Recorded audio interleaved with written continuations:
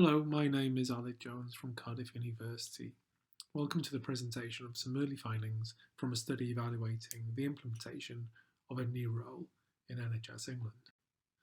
Recent inquiries and reports into poor standards of healthcare in the UK and internationally have highlighted the vital role that employee concerns and the acts of speaking up by employees can play in the detection and prevention of harm to patients. Although many concerns about poor or unsafe care are dealt with satisfactorily, there is compelling evidence to suggest that many staff feel unable to speak up, and that even when they do, organisations may respond inappropriately. The 2013 report into care failures at Mid Staffordshire NHS Trust in England provided compelling evidence of how egregious and avoidable harms to patients occurred over a number of years, despite staff concerns being raised. In addition to having their concerns ignored, some of the staff who chose to speak up were subjected to acts of physical and psychological retribution. In an attempt to rectify these issues, the Francis Review was published in 2015, within which a new role for the NHS in England was introduced, the Freedom to Speak Up Guardian. The Guardian role is underpinned by three interlinked objectives that can be seen on the slide. Since May 2018, we have been undertaking an evaluation of the role in acute and mental health trusts in England. In this presentation, early results from the first phase of data collection will be discussed, namely 87 telephone interviews undertaken with guardians from across all regions of NHS England. The design of the study has been informed by normalisation process theory and the work of Carl May and his colleagues.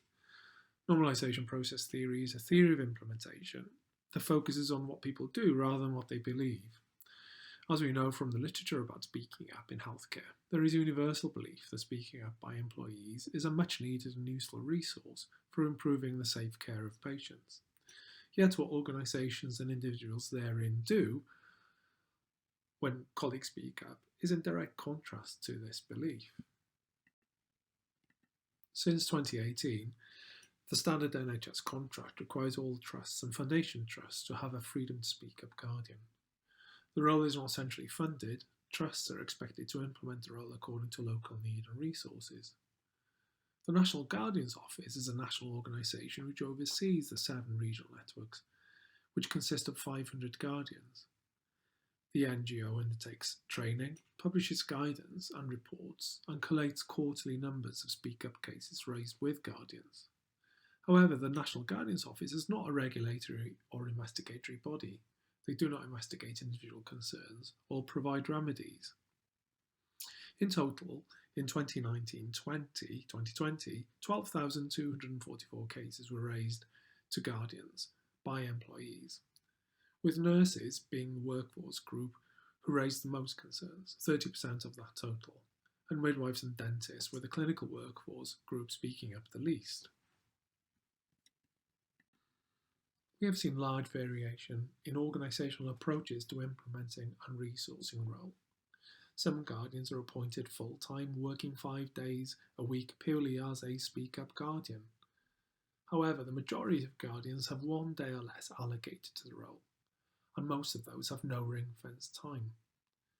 In addition, 79% of those we interviewed undertook the role alongside a pre-existing role within the organisation, therefore sharing the role of the guardian alongside being a registered nurse or midwife, or working in corporate services, for example, such as human resources, departments, or organisational development. They also have minimal other resources allocated to the role. They often have no office space for themselves, or they have to share an office space. They have no training or development budget, and there's little supervision offered for what can be, at times, a difficult role to undertake. There is no standard pay or terms and conditions for undertaking the role. And there is no guidance or standardised place within the organisation that the guardian role fits. The guardians are predominantly middle manager level, a band 7 in the NHS pay scale. But there is a wide variation here, with guardians occupying band 3 roles all the way through to very senior manager level, band 9 and above. Turning now specifically to a discussion of some of our data unrelated findings guided by our application of normalization process theory constructs to the data. In this slide, the data extracts are indicative of how a lack of collective sense-making within organisations, both locally and nationally, would often result in the guardian role being implemented with little or no time allocated to the role, which was also often undertaken alongside a pre-existing clinical or managerial role. This lack of sense-making was evident despite lots of prior evidence in research and government inquiries that the role would be complex and difficult to undertake. So although there has been support for the role in terms of organisations implementing quickly, perhaps too quickly, but this has not been backed up with resourcing and even simply thinking about the role. As the next slide demonstrates, this has had a direct consequence for how the role has been enacted. Lack of time allocated for the role also resulted in guardians having to make difficult decisions about prioritisation of their guardians' work. Guardians often drew a distinction between reactive work and proactive work. Reactive work involved responding to concerns raised, submitting data to the National Guardian's Office, and writing internal reports on numbers of concerns raised. The proactive work that was often left undone meant that guardians were not able to take their organisation to the next point, as they described it, which normally referred to changing organisational culture and developing a more nuanced understanding of concerns within their organisations.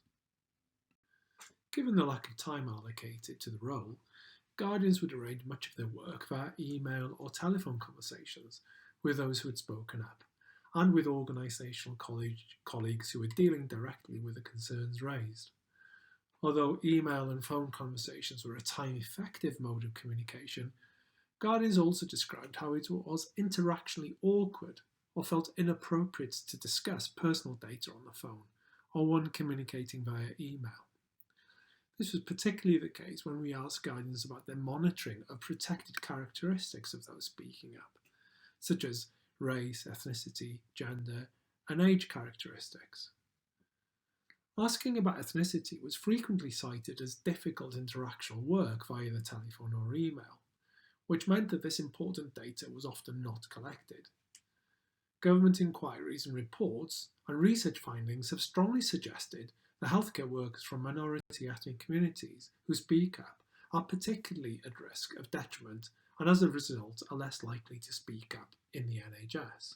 What we have seen, therefore, is that well-meaning beliefs and intentions for improving speaking up in the NHS are difficult to implement in practice. These difficulties have been caused in part by the lack of collective sense-making at the pre-implementation stage. Trusts seemingly invested little time thinking about the resource requirements of the role. Despite plentiful evidence in policy documents, inquiries and reports to suggest that supporting colleagues to speak up and driving culture change would be a large and potentially contentious undertaking, the guardian role has mostly been implemented with little or no time allocated, and where guardians often undertake other complex organisational roles. The lack of time has impacted directly on the way the role is enacted in practice. For example, guardians deal with most concerns over the telephone or by email, which are time-effective and expedient modes of communication, but which also restrict the quality of the interaction. For example, guardians report difficulty discussing what they consider to be sensitive information over the telephone or by email, such as questions about the ethnicity of those speaking up. Guardians also discuss the lack of time often restricted their working practices to being reactive or firefighting mode. So although concerns were responded to, other aspects of the role were often left undone, such as culture building and triangulation of speak-up data with other relevant data sources from elsewhere in the organisation. Building a culture of openness in healthcare, where staff feel free to speak up, is a major policy priority internationally. The freedom to speak up guardian role is an internationally unique intervention, with little research evidence to guide implementation, although several government inquiries and reports clearly suggest that supporting speaking up and driving culture change would be a significant undertaking. The National Health Service in England, trusts, the policy bodies that make up the NHS, demonstrate good intentions for improving Speaking Up, but implementation decisions at trust level need to better reflect the time-consuming and complex realities of doing Speaking Up work and building sustainable culture change. Thank you for listening to this presentation. The study project website contains further information, and my email address is included on this slide. I would also like to acknowledge the funders for this project, the National Institute of Health Research, Health Services and Delivery Research Programme, and also to point out the disclaimer that the views expressed are those of the authors and not necessarily those of the NHS, the NIHR, or the Department of Health and Social Care.